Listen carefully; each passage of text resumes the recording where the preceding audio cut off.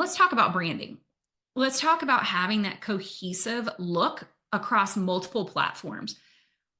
We hear a lot about security risks and the potential threats that are looming in sort of the midst for our clients to encounter along this process of trying to get their information and correspond, communicate with people in the financial planning process. And we don't want them to worry about that.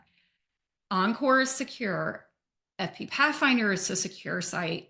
Let's make them feel comfortable. And one of the best ways to do that is to let them know that you've left your mark here. Your branding is on the page. The colors coordinate with your company logo, your corporate branding. Let clients know that they've arrived at the right site. And this is one of the ways to do that. And again, those interactive links are going to help them feel better too. When you're using that interactive feature, it's already labeled with the client's information. Hey, Tom, welcome. This is the email it's gone to. This is the email that we have pulled up for you. You're on my site. You see my landing page. And, thank you so much for starting your checklist. And you can click here if you need to schedule another appointment. That makes the client feel comfortable. They know they're in the right space. And hey, it's only going to take 3 or 4 minutes. So let's do it. Let's get started. It's a much different mentality than them stumbling upon another page and it not looking anything like the things that you've sent them in the past. Give them the experience that they want and give them the experience that they deserve.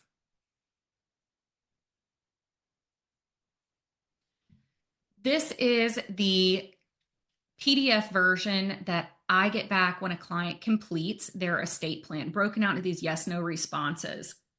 By default, they are in yes, no order. You can change that, but I really like this because I want to see those yeses at the top. Those are the considerations. That's what the client has identified as their potential issues.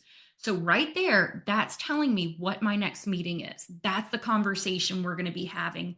That's what I'm going to lead with. Right after I say, thank you so much for taking the 3 minutes out of your busy life to do this. Let's dive in. And then this is the considerations page. So what do we actually need to focus on? But what I love about fpPathfinder is that they are giving me the considerations for the client. I don't have to think about what's the best way to distill this information and then do that 50 times. If I'm sending this checklist out repeatedly, I don't want to do that. I want it to just be there. And that's one of the ways that this will save you money or save you time when you're not paying somebody to do it, but two, you're not wasting your time on it. And then when you're thinking about the amount of emails that you send in a day, after a meeting, if you're sending out a recap email or after a client's done some sort of, checklist, data gathering, whatever it is, you're sending out this email, hey, we got this. Thank you. Here are our next steps. This is telling the clients what their potential next steps are. That is going to save you time. And it's going to sync with your CRM. If you picked up on that blue arrow, that is me telling you, hey, this information's going somewhere. You're not going to hustle back and forth between platforms with administrative tasks. It's going to your CRM for you. This is what my CRM looked like when I put in this test checklist. And those yeses popped right up here. This is a red tail. So it gave me a task. I can push that task to somebody else, or I can get a look at the considerations right there in that note, in that activity. And when I'm looking at this, I can go ahead and populate some other things or push out, say, hey, turn this into an agenda. And it's stored to the client's contact for me. So this goes back to an industry that's very demanding on advisors for up-to-date information and accurate note-taking during meetings. Well, what did you talk about? How did you arrive at this conversation? What led to it? What was what was the precursor to this conversation? How did you get here? How did the client arrive at this decision? And this is going to help you store all of that information in a really logical order that is accurate.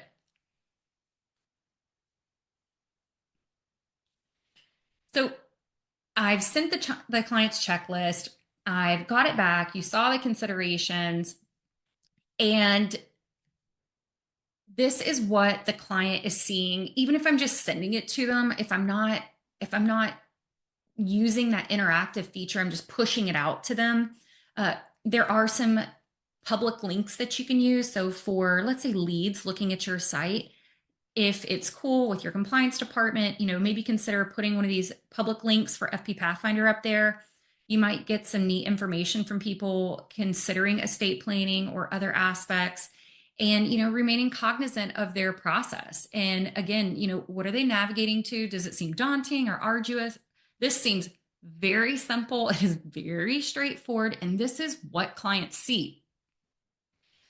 I just love how clean it looks, and they're not witnessing the traffic accident. That's my handwriting, so that's a win.